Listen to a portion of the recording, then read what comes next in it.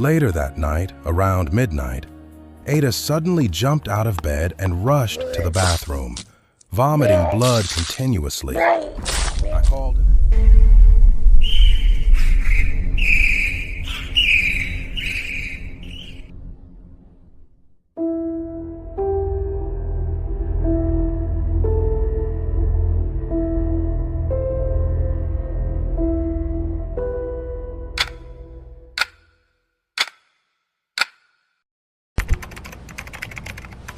The joy of hope mixed with the sorrow of sacrifice as I pondered the question, who do I replace Ada with?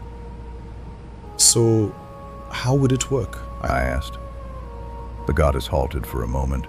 A twisted smile crept across her face.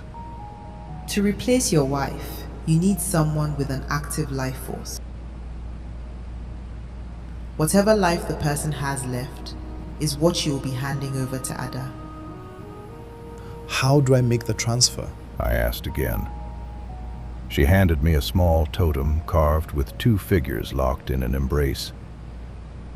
Get the blood of both parties on this totem. That's all. Then, as suddenly as she had come, she left Bola's body. Bola fell into a deep slumber. Hours later, she woke up, no memory of what had happened. But one thing hadn't changed, her stance that I had something to do with the two deaths. She remained adamant, threatening to tell the chief's wife. A few days later, I received a surprise visitor, the chief's wife herself. She sat down gently. You've not been around church lately. I just wanted to know if all is well. But her concern quickly shifted into questions, each more probing than the last. Did you happen to enter the kitchen at any point? What did Chief say to you the last time you spoke? My mind raced. Did Bola end up telling her? We were never close. Why the sudden visit? I played along, masking my unease, pretending everything was fine. As she was about to leave, she turned, looked me dead in the eyes and said, If there's anything wrong, remember you are like a son to me. We wouldn't want things to get messy. At that point, I knew she knew something. She couldn't prove it, but she was powerful enough to act on suspicion alone. Now I had another problem on my hands, just when I thought I had an ally in Bola.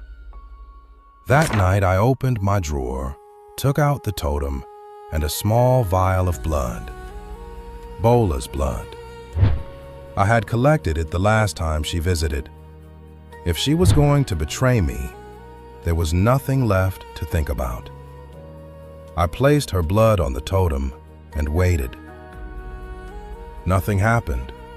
No light, no sound, no sign. I could only hope. Later that night, around midnight, Ada suddenly jumped out of bed and rushed to the bathroom, vomiting blood continuously. I called an ambulance. At the hospital, the doctors managed to stabilize her and put her to sleep. What's wrong with her? I asked. We are not certain yet. We've taken some samples. We should have answers in a few days. I waited in the hospital lobby, restless, anxious. Then, sirens blared. Police officers stormed the room, led by none other than the chief's wife. There he is. Arrest him. Excuse me? On what grounds? I asked, my voice breaking. But the officers didn't hesitate. You are hereby under arrest for the murder of Chief Bode. The case went to trial. They presented video footage of me swapping utensils in the kitchen. After searching my home, they found the original ingredients and claimed to have discovered poison among them. My lawyer advised me to plead guilty for a lesser sentence. While I sat in jail awaiting the final verdict, I received a visitor. Bola. She looked pale, remorseful. I didn't know she'd take it this far. I'm sorry. You told a grieving woman I might have killed her husband, and you didn't think she'd take it this far? I shot back. Her eyes filled with regret. I feel terrible. But I just received the best news of my life, and I can't even celebrate it because of all this. What news? I asked. I never told anyone. But I had cancer. It was bad, really bad. But at my last hospital check-in, the doctors found nothing, like I was cured overnight. I didn't put much thought into it until later that day when I got a letter from the hospital. Ada's test results were in. She had cancer. I stared at the paper in disbelief. How? Then it hit me. Bola hadn't received a miracle cure. Her cancer had been transferred to Ada. The ritual had worked. The life force had been successfully swapped, and I had just given my wife cancer. Months later, the case went to final trial. After hearing both sides, the judge ruled that the evidence against me was circumstantial at best. I was free. Later that day, I got a call. Bola had been in a ghastly accident. There were no survivors. Time had caught up with her, and we, Ada and I, were left behind to face her new ailment.